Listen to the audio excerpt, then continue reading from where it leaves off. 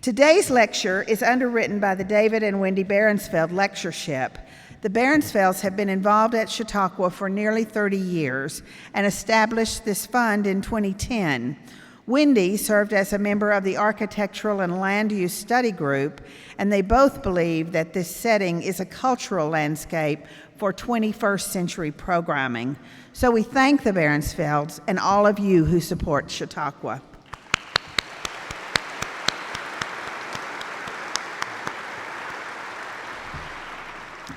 Our guest this morning is Pagan Kennedy, a columnist, pioneer of the zine movement, and the author of 11 books.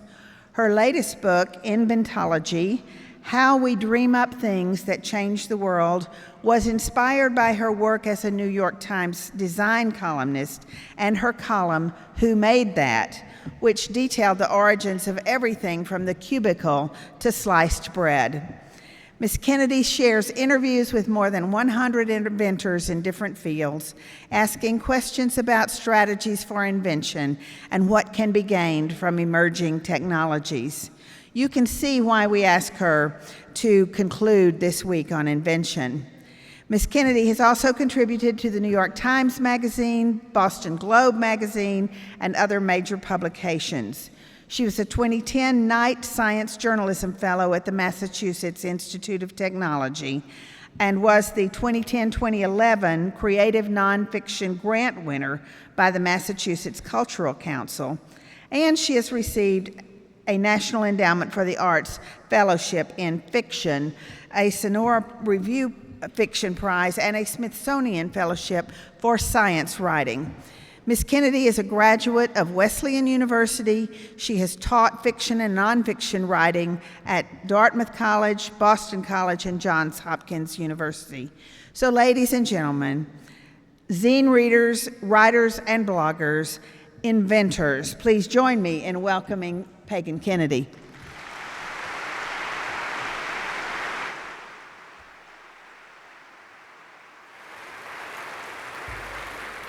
Thanks so much for that terrific introduction, and I'm so excited to be here today at the place where Edison fell in love and communicated with his love in Morse code. That's a lot to live up to, but we'll do our best. And I know there's an echo in here, so if I'm speaking too quickly, just yell at me and I will slow down. So how are new ideas born? That's a question I've been thinking about for more than 15 years as a science and technology writer. And as Shira mentioned, that question really came into focus for me during the couple of years when I was the Who Made That columnist for the New York Times. They would give me an object, or I would come up with an object, and then I would have to go out and find the person who had originated that idea.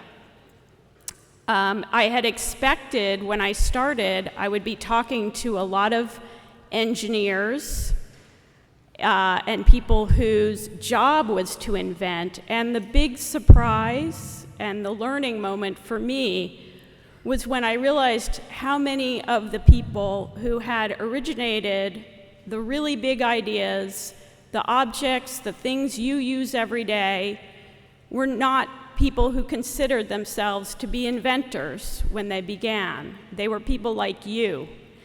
And so my mission today is to help you answer this question: how are ideas born, for yourself? And for you to to be better able to come up with the solutions to the problems that you care about. And to do some of that today, right now in this room. I'm going to kind of put you through your paces and make you work a little bit, so be prepared. You're going to ideate. So just to step back a bit and tell you how I began looking at all of this, or really began to dig into this question of new ideas. I just wanted to show you a couple of the columns that I did. This one was on sliced bread, which is, of course, the quintessential great idea. And fun fact about sliced bread, when it first appeared in the 1920s, it was so new and so weird to people that it came with instructions, so you would know how to use it.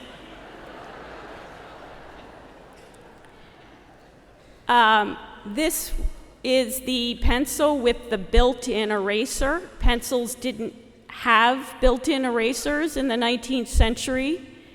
And when somebody came up with that idea, there were a lot of educators who worried that it would lead to the mental decay of children who would be encouraged to make mistakes and be fallible. And the idea was that if you didn't have an eraser, you would get it right the first time. But I'm glad to say the eraser did win out, and we seem to have survived that moral crisis.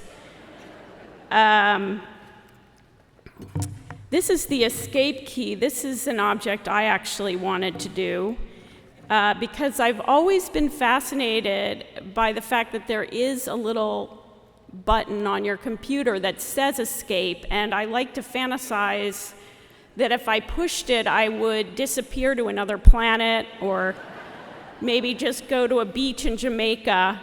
It's always a little disappointing when you push it and you don't actually escape from anything but a hung-up, program.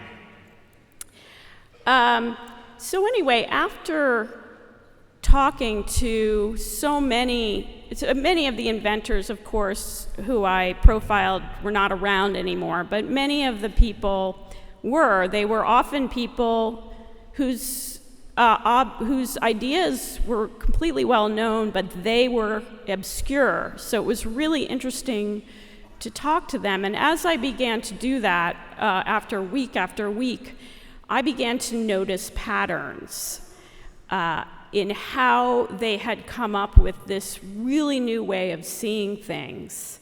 And people often ask me, well, what's the one secret? And what I have to tell you is there is no one secret. There's sort of a lot of little secrets. And that's because invention really isn't one kind of thing. There are different spheres of invention where things work, and each one things work a little bit differently. So I'm going to share some of those tips, some of those secret sauces with you today, and then I'm going to ask you to kind of try some of these out in your head. So my first piece of advice to you would be to find a problem that no one else has noticed yet. Now, we think of problems as being obvious. We talk about them as being glaring. Those are only the problems we're aware of. There's a whole other category of problems we're just not seeing yet, and that can be quite valuable to solve. And so how do you hit on those? To get at that, I'm going to tell you a story about a problem. It's not the biggest problem in the world, but it's one that really illustrates this principle well. So we're going to start in the airport of the 1960s, and the first thing you may notice is that people wore a lot of plaid back then. You will also notice that a lot has not. It looks almost exactly like an airport of today, except for one thing. Can you guys see a difference? Something that, no wheels, right? And it's kind of mind-boggling to think, how could they not have seen the idea of putting wheels on baggage? Well, I'll tell you why. Because back then, and some of you may remember flying in the 1960s, it was extremely expensive, and people didn't do it very often. If you could afford it at all, and most people couldn't, you flew maybe once a year. So the idea of having a special suitcase for the airport was crazy sounding.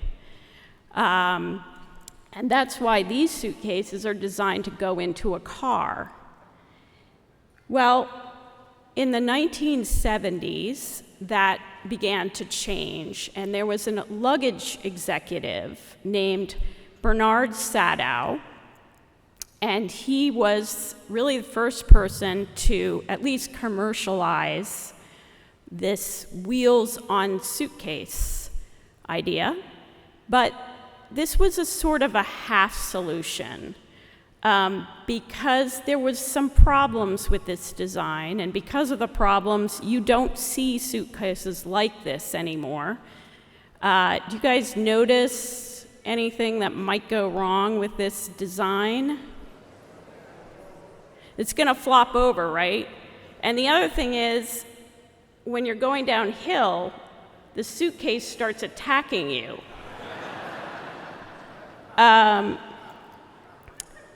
So this was, we have to give Bernard Sadow his due, but he didn't get all the way there.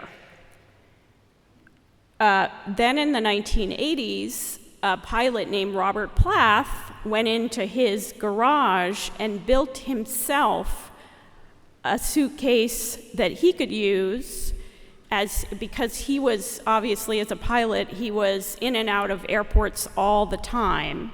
And so he really needed a piece of equipment that would work for him day in and day out. He designed this at first for himself, and then thought about selling it to other pilots and flight crew, people in flight crews. And, some of the design here is really not obvious, like the idea of having two wheels, the fact that that would be better than four, and that you would tilt it, and that you would have a stiff handle to keep it from attacking you. And so the question is, why would a pilot whose job is not to design suitcases see something that a luggage executive can't see? And the answer to that is that he had skin in the game. If it didn't work day after day, he was going to feel the pain of it. And so what I want to convince you of today, that there is a certain magic in having skin in the game, and also of experiencing a problem not once or a few times a year, but every day, so that you wake up at 3 in the morning and you're worrying about how you're going to deal with that problem the next day. That worrying at 3 in the morning, that is time when you are inventing, because you are opening up a little laboratory in your mind and you are prototyping new ways to deal with your problem. So that is when you may be most creative. Pain, sadly, creativity is often born through pain. And this principle is not just something that I observed sort of qualitatively from interviewing people. It's also really shown up in the data. There's an MIT economist named Eric von Hippel who studies the origin of ideas. And he has found that in certain realms of invention, users, that is people at the front end of the problem, are by far the most effective at coming up with really new ideas. So I want to just give you a couple of more short examples of how this works, or little stories. One person I had the honor to meet was was Debbie Latour, who was born with one hand and then since childhood used a mechanical hand. And for most of her life, she wore a huge, bulky brace. But by the time she was into her 50s, and that brace allowed her to control the movement of the hand. By the time she was in her 50s, she couldn't wear the brace anymore because it had done so much damage to her body. And she was desperate.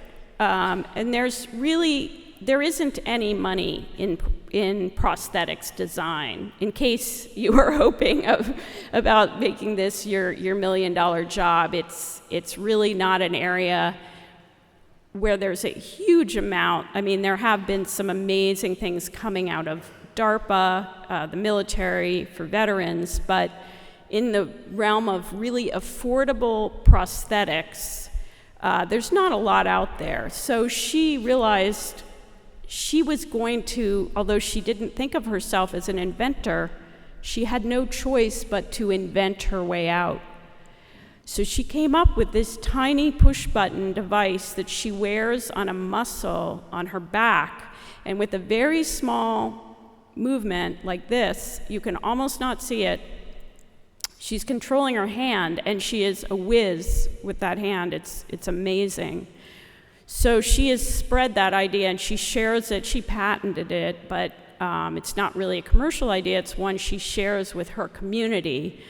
And often that's really the way that some of these ideas get out there.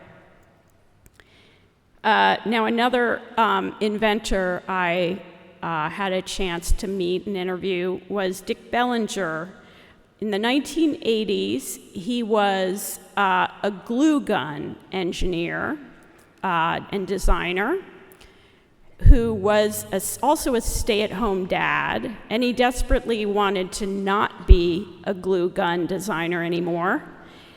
So he was coming up with all these ideas. This is a photograph of his inventor's notebook, and it has some awesome ideas in there. I don't know if you can read them, but one of my favorites is the hot dog-shaped hamburger. A lot of these were not super commercial. They were very whimsical. But he's pointing there to the non-drip sip cup bottle. He had a toddler that he was minding while he did his work. And so you can imagine he was constantly cleaning up. And even though at the time there were supposedly toddler bottles that didn't drip, they all did. And so he came up with this sippy cup that he then licensed, and the rest is history. So that's why being a stay-at-home parent can be an incredible, mine of problems and solutions. This is Claire Straith. You've never heard of him, but he should be considered the father of automotive safety. In the 1920s, he retrofitted his family's car. Cars didn't have seat belts or any safety features then. He built seat belts, and he also created this flat moving dashboard that is sort of the precursor to the airbag. And he was really the first person to think very deeply about car safety and to advocate for it. But he was a plastic surgeon. So why would a plastic surgeon know more about car safety than anybody in the automotive realm? That's why. This is what he was seeing coming into his office, was people who had these horrific damage to their faces because they had lurched right into all the buttons and knobs on the dashboard, and the car makers were putting that on there because they looked cool and this helped to sell cars, and consumers loved the way these things looked. But a lot of people weren't seeing the damage or weren't aware of what this looked like after a crash. So I think, one lesson there is the person who you think will see the problem isn't necessarily the person who's going to see the problem, that sometimes you have to cross into a different field to find that person who is at the forefront. Okay, so I'm going to ask you guys to do a little thinking experiment. I am told that some of you have ways to write things down, paper and pencil, or maybe you can use your phone, or you can use the imaginary notebook in your head. That might be even better. I want you to think about your own unusual problem. What has been keeping you up at night?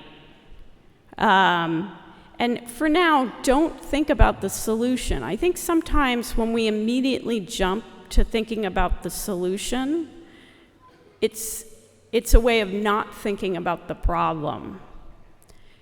So if you can think about that, I'll tell you about a problem I've been thinking about. When I was working on my book, I had to sit a lot to write, and I was turning into a blob. So I began coming up with all kinds of ways to be able to move and write at the same time. And I had many failed experiments. But I have now, and this is a very inelegant solution, but I have become very good at balancing my laptop on top of a treadmill. I don't even use the treadmill desk. I can do it anywhere. Give me any treadmill. I can find a way. But I've been thinking a lot about that problem of how do we write without sitting too much? How do we keep writing? And I find when I do write while I'm moving, I'm actually a lot more efficient at thinking. So I would still love a better solution, and I'm still digging into that problem. So anyway, maybe you guys, and maybe in the question and answer period, if you are willing to share some of what you've come up with during this time, I'd love to hear about that. When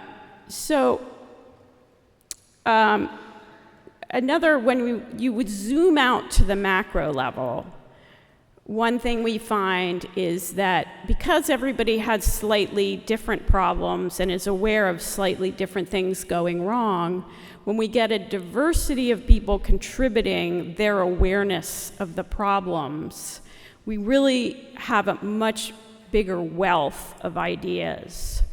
This is really important, and so often you see these really new ideas coming from a person who has been left out of the innovation stream.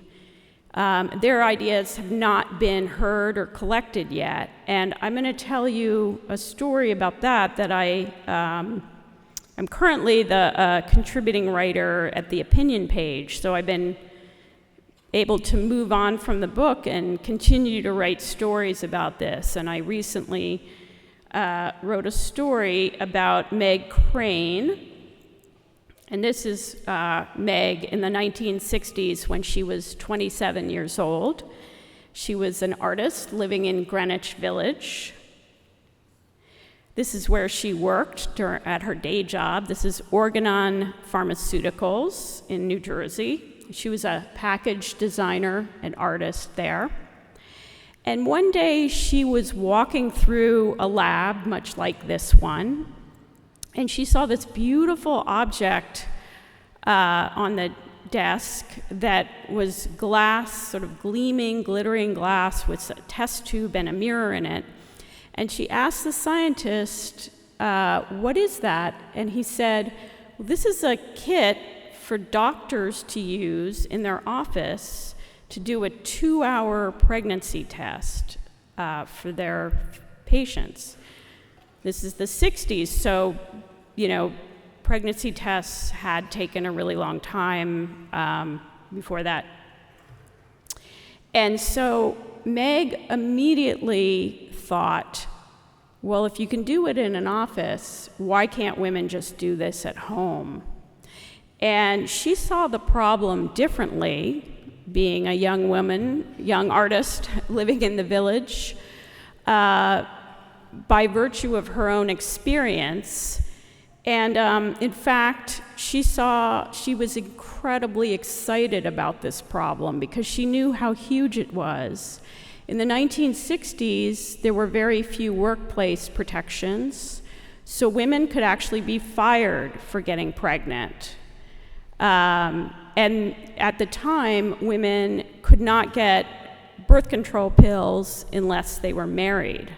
So there were all kinds of reasons why women would want to, without going to a doctor, would want to know their pregnancy status in private, at home, as fast as possible. And she thought there was a huge potential for this.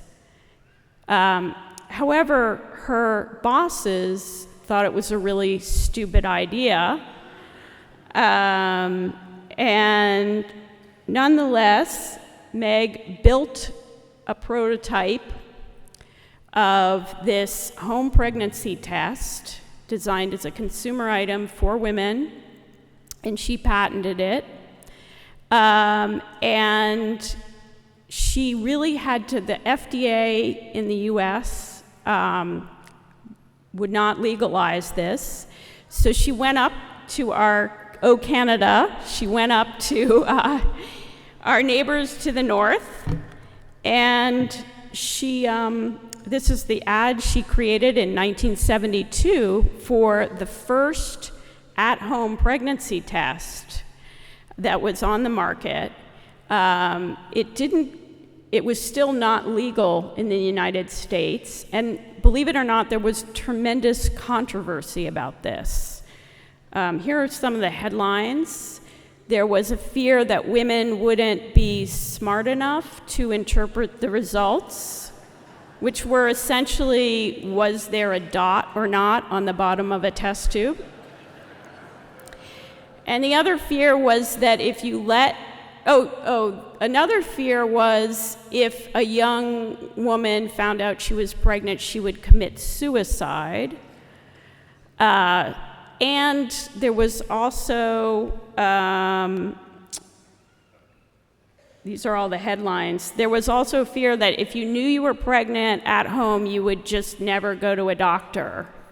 So, I don't know, you would, you'd just be doing it yourself all over the place. So there was a lot of fear and resistance to this idea. But finally, the FDA approved this in the United States in 1978. This is one of the first ads. And today, 8 in 10 women find out that they're pregnant from a home test. So it's really an idea that's kind of conquered the world. And rom-com movies just wouldn't be the same without the pregnancy test. It's like you've always got to have the pregnancy test, home test scene, right?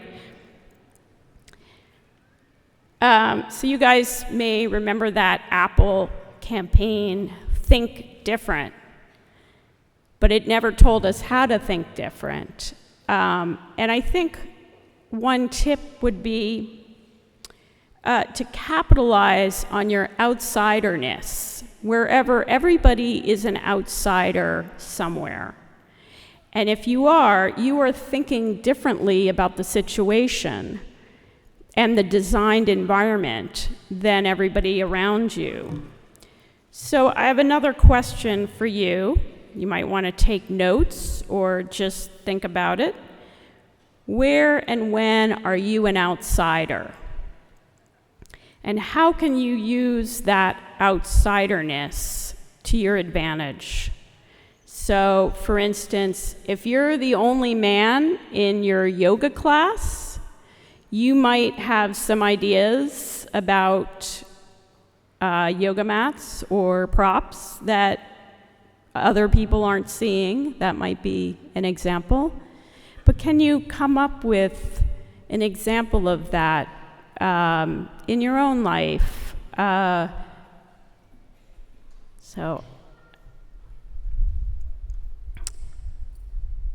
All right. So now I'm going to move on to the second principle that I want to share with you, which is to invent, we have to predict the future. And why is that? Because everything we're creating is for the people of the future. And their world is different from ours, even if it's the world of 5 hours from now. That world is slightly different, and when you're thinking 5 years out, of course, it's very, very different. So you have to kind of run ahead of what's happening to see what the problems and needs are going to be. And I think, therefore, part of successful creativity is prediction. And there have been some incredibly creative predictors.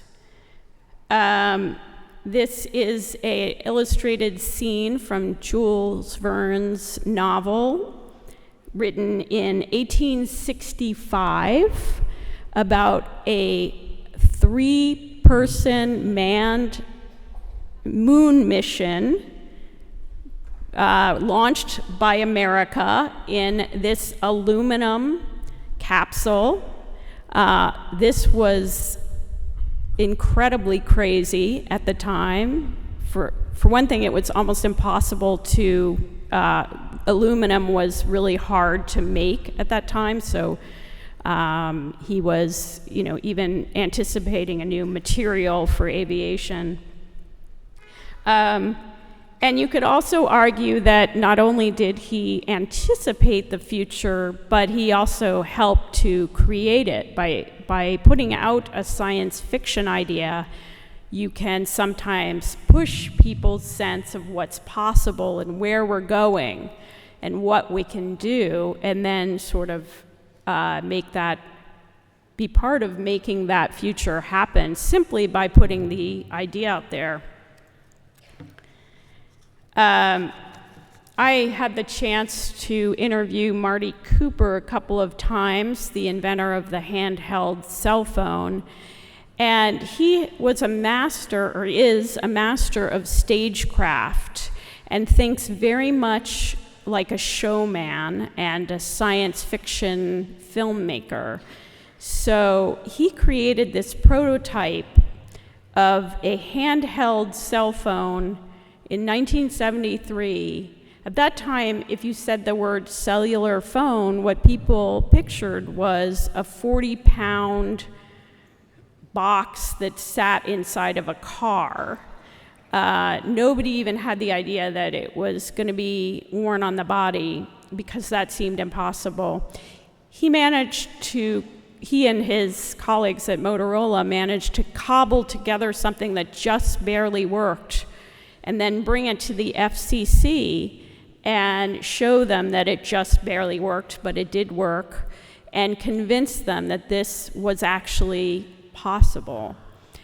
So part of his role was simply showing people, expanding people's knowledge, idea about the possibility, and almost working like a science fiction author. This is Alan Kay, who was this amazing Xerox PARC engineer. And he often is quoted as saying, in order to predict the future, we have to create it. He saw in the 60s that small personal computing devices were almost inevitable.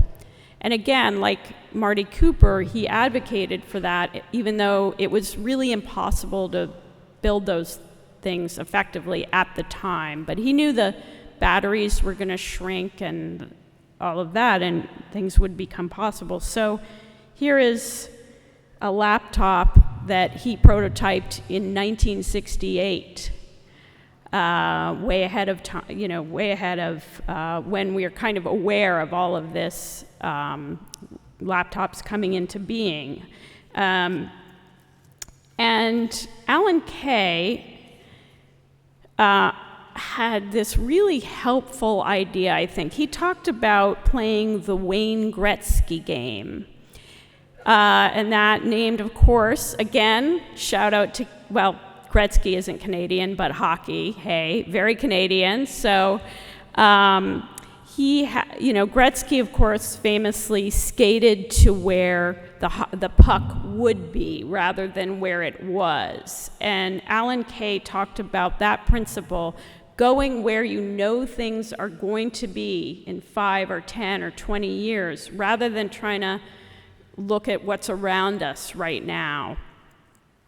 So part of that game is to really think about our moment right now is transient as already the past, and to really try to flex your imagination to where everything is going to be in 5 or 10 years.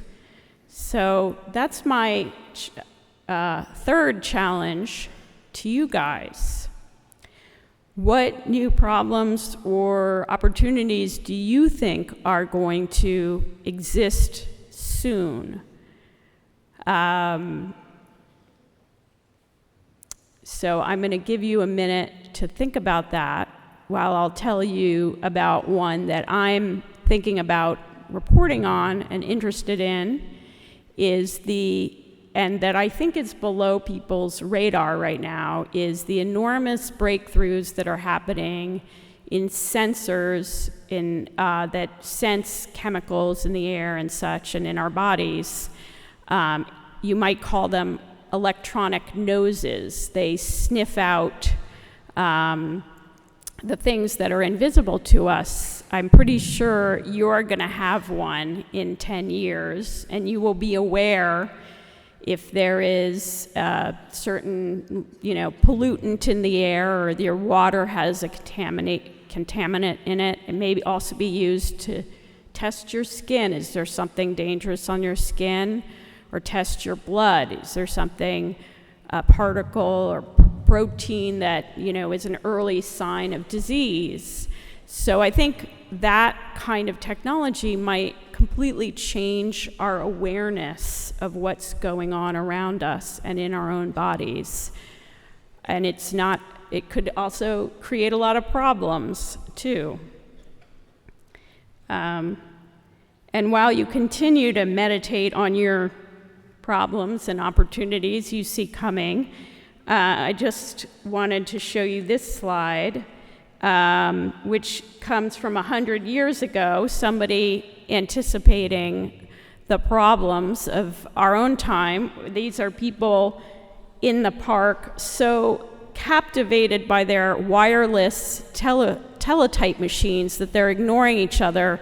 And you'll notice they both have antennas on their heads.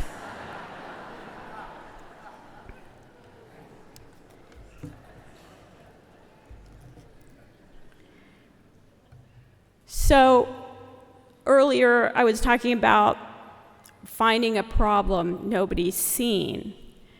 Now there's the opposite method of inventing is also a really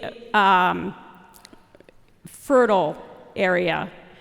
And that is when you find something that looks like a solution and you begin thinking, what is this good for? So I'm going to tell you a quick story. The person who, when I was working on my column, the person who made me aware of this pattern is named Lonnie Johnson. He was a NASA engineer in the 1980s, and he was at home working with a nozzle that probably looked a little like this, and he had designed it himself, and there was something about the design of the nozzle that made the water flow incredibly powerful. So when he tested it, the water spurted out in this really powerful, crazy, cartoony way and splatted on the wall. And he absolutely fell in love with the way that water moved, and it suggested a toy for him. So, what other people just wouldn't see, just the movement of water, to him, this was a solution, and he needed to find the problem. And this led him, and the problem was a very weird problem, which is that squirt guns weren't very fun, and they could be made to have a much bigger range and be made a lot more tantalizing and addictive for kids. So this is the prototype he worked up in his house. Now, this was not his day job, so he just had to do this on his own. And he took this all around to toy fairs and heard a million no's for about 10 years, and finally found a company to go with him on this journey. And he created the Super Soaker, which was the hit toy of the 1990s. And in certain areas, this backwards method really reigns supreme. So every artificial sweetener that I could find was invented in this sort of serendipitous, accidental, backwards method. So there were 3 different artificial sweeteners that came about in exactly the same way, with a lab worker trying to do something else, like make an ulcer drug, and then eating a sandwich and realizing it was really sweet and wondering, what's this stuff on my fingers? And then my favorite story is from the development of Splenda, when a professor was saying to his grad student, I want you to test this compound. Student thought he said, I want you to taste this compound. Drank it up, didn't die, and realized it was really sweet. So that is just the kind of wacky way that some of these unexpected ideas come into being. So I know that I need to, I'm just going to give you 1 or 2 more slides, and then we're going to segue into Q&A, and I would really love, again, to not just hear your questions, but also the ideas that you're thinking about now. So as I dug into this backwards or serendipitous method of discovery and invention, I looked through these huge surveys of inventors where they or rather patent holders, where they asked them how they came up with the idea.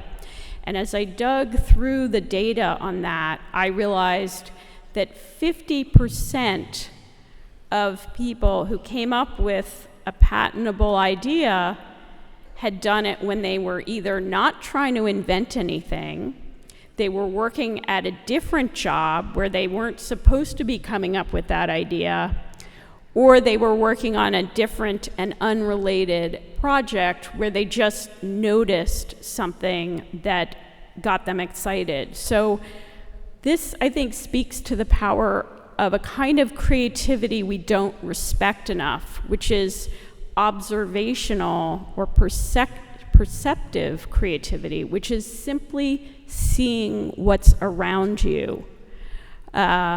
We think of creativity as sort of issuing from within, but I think very often it's this ability to simply see what's around you and get super excited about it, because it's the passion that gets people through the really difficult years of pushing for an idea.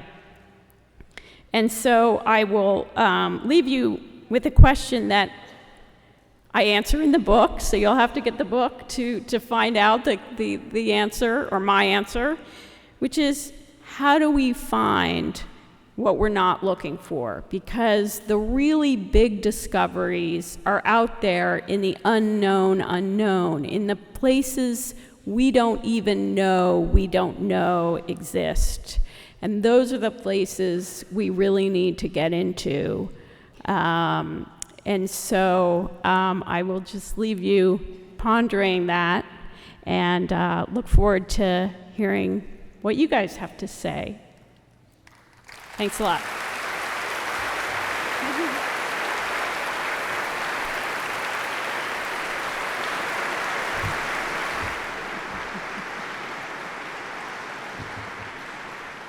So give your questions and your problems and solutions to the ushers, and Emily will bring them to me, and we will have a wonderful conversation.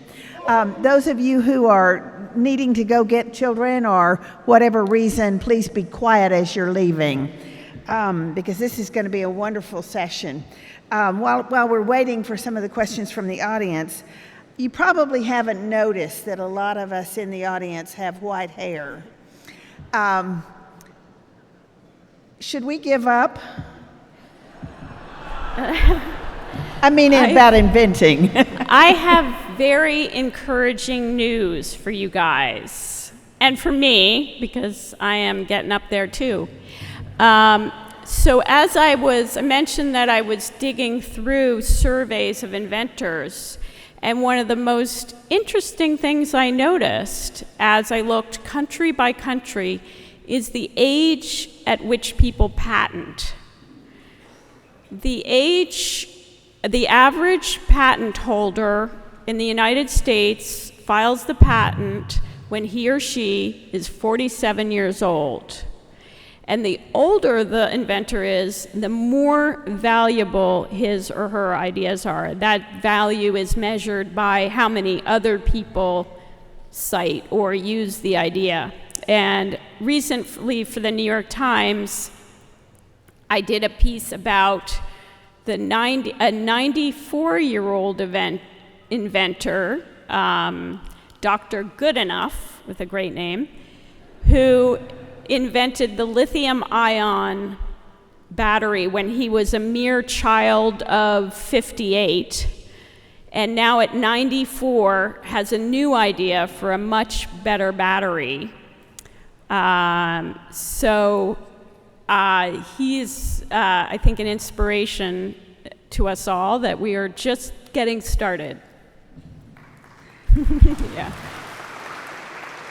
A reminder that you can also submit your questions by Twitter, #CHQ2017, and here is one from Twitter.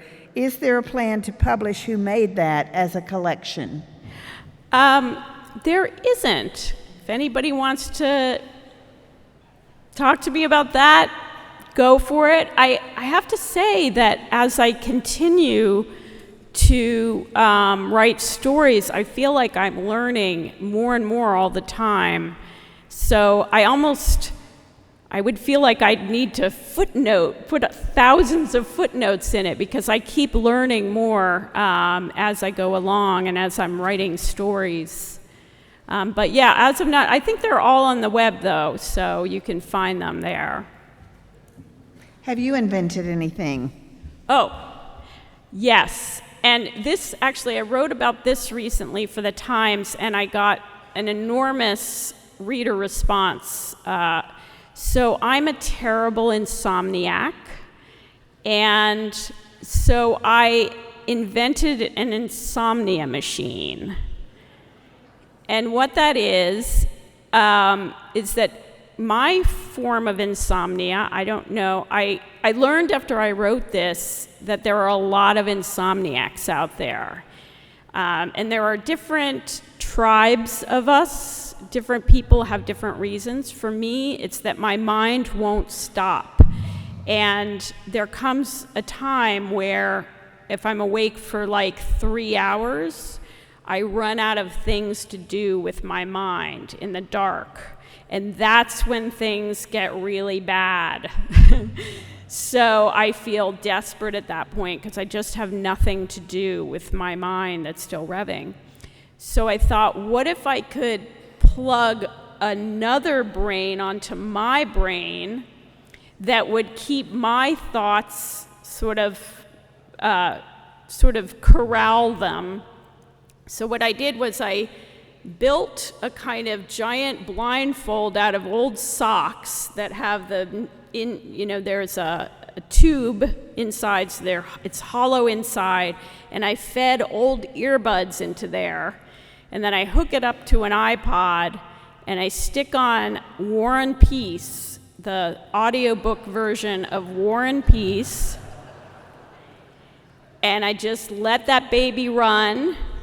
My boyfriend says I look like one of the Iranian hostages from the 1980s, but I just go with War and Peace, and I let it take over my mind. If I fall asleep, the characters are like having dinner, and when I wake up, they're still having dinner.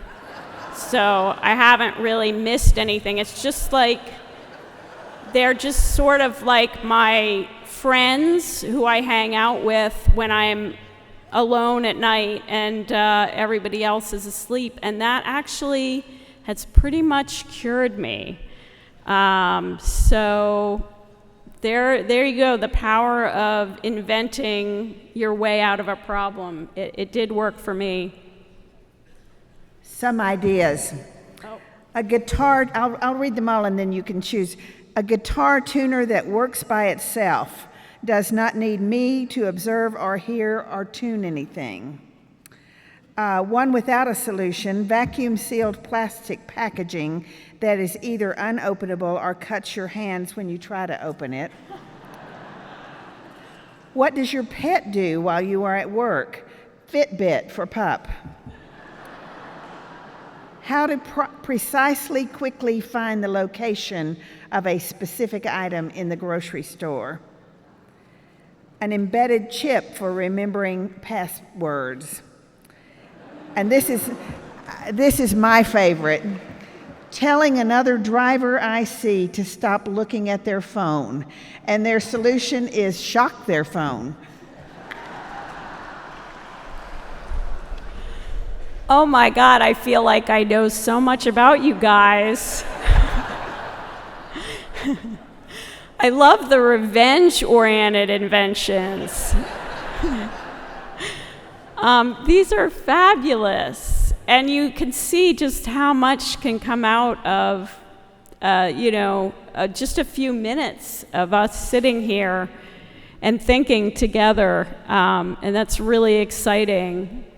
I just want you to keep going, and I want all kinds of devices to punish other people on phones, so just keep up the good work there.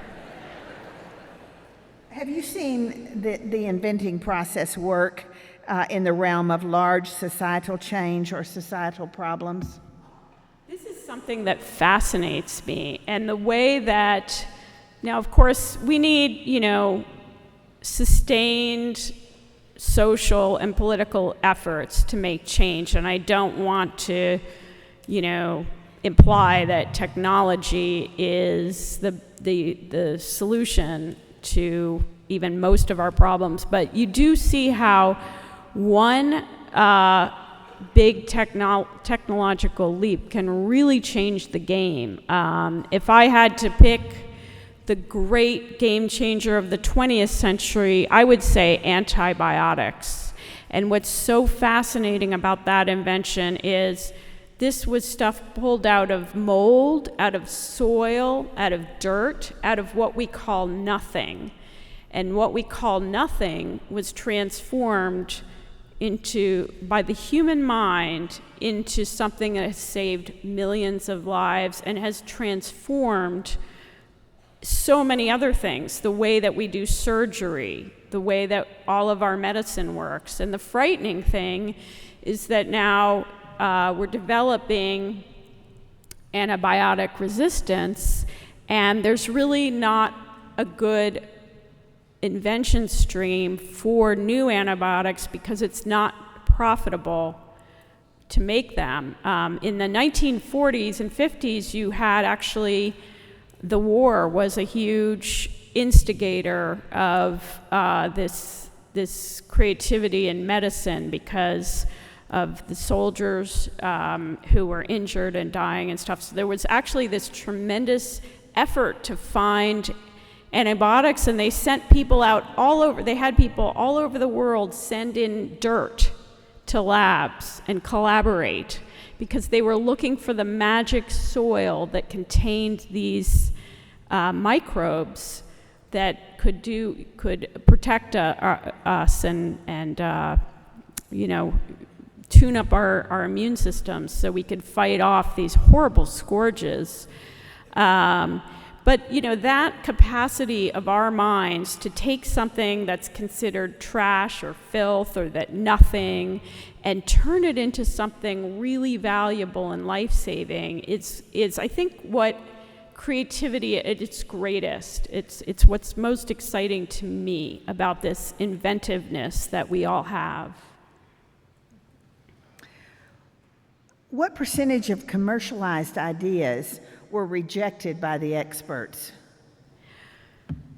Boy, I don't have any figures on that, but I can just tell you that when I was doing the column week after week, I just was hearing the same stories over and over again of inventors who had to go through so much discouragement or were told to stop by their bosses or just weren't in the right area to go forward with their idea because the way I was talking about these serendipitous inventions, and this is often the way the really big ideas happen, is that they pop up in what we would call the wrong place. So an example of this is somebody, trying to make a new kind of medication created hair dyes, the first hair dyes.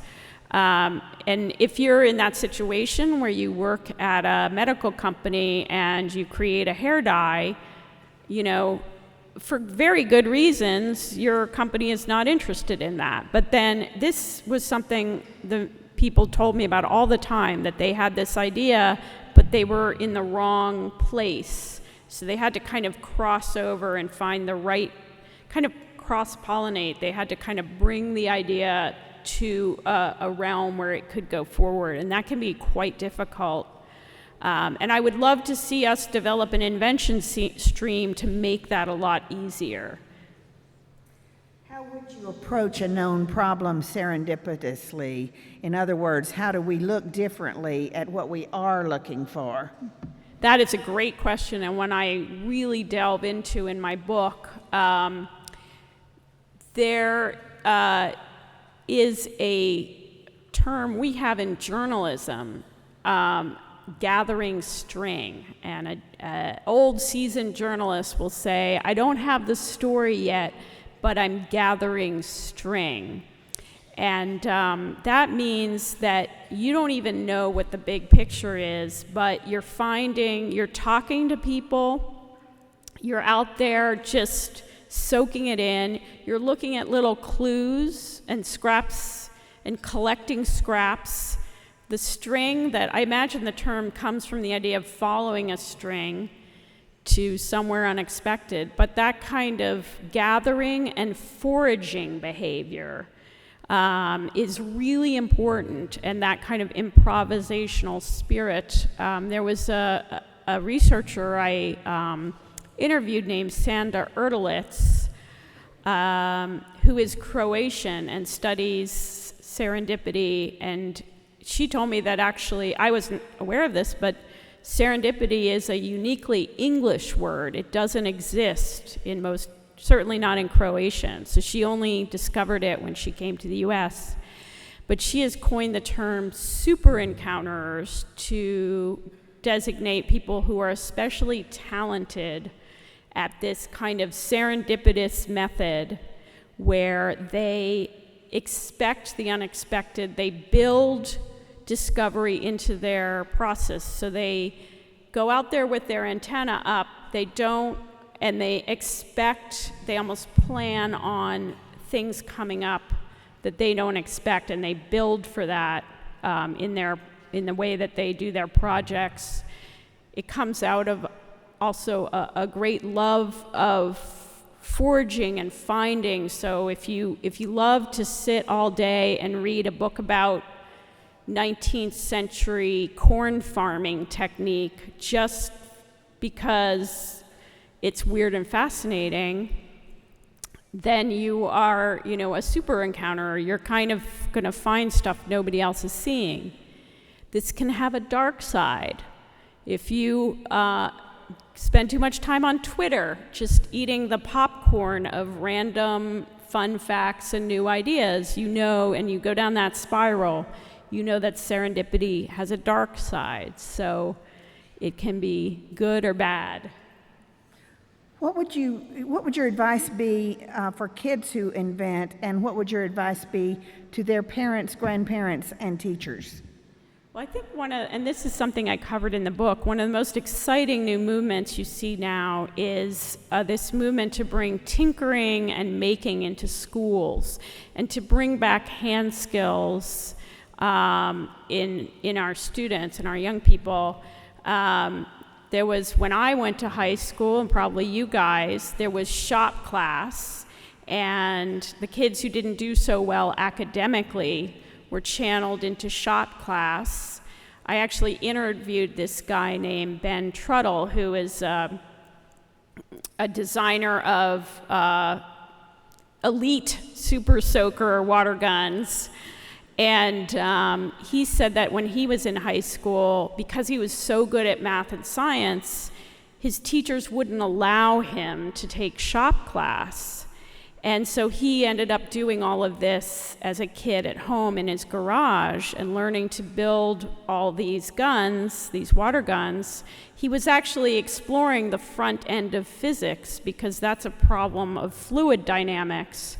So when he got to graduate school, the hardest classes in physics were really easy, dead easy to him, because he'd been working with this in a very natural, hand skills kind of way since he was a kid. So I think there's a lot of people who are now on board with this idea that we need to bring the hand skills and the mind skills back together and really create a new generation of people who respect craft and unite that with high-level thinking. We've got some questions about, thank you. We've got some questions about the process of patenting, and we have one person who's very concerned that all these really good ideas that are coming out of the amphitheater maybe should be patented before they're shared here. But since these people are willing to share their ideas, I'll tell you, and then ask for your comments about the process of patenting. A problem to solve: find a way to bring education to underserved students. A problem to solve that cities and suburbs often have different politics, and how can we bring people together because we can't bring them together physically. A problem and a solution: misplacement of your hearing aid. Build a sensor in hearing aid where you can find the aid by use of your cell phone. How can we streamline kitchen appliances to create a more simplified usage? How much we need a much lighter and more collapsible walker, rollator. How to prevent smears on eyeglasses and windows, not just clean them, but prevent them. A couple about Chautauqua: an app to know if the Chautauqua tram has just passed or when it is coming. That's actually one we're working on. And the other one that we're working on, if the process of inventing can be opted to solving any problem, can we invent a new way of transmitting voices in the amphitheater? So to the process of patenting, if people don't want to share their ideas, or should they share them before they've gotten them patented? Well, I know everybody is always asking me about patenting, and they're afraid they're going to lose their idea. And first thing is, I am not a patent lawyer, so you should definitely seek out a patent lawyer if you have those concerns. I'd like to make a pitch for not patenting, and the space that patent lawyers call the negative space, and that is the realm in which nothing is patented and we all come up with ideas together. There's a lot of things you can't patent. The language I'm speaking now is something that a lot of human beings created together and is, I would say, one of the most important technologies that we have.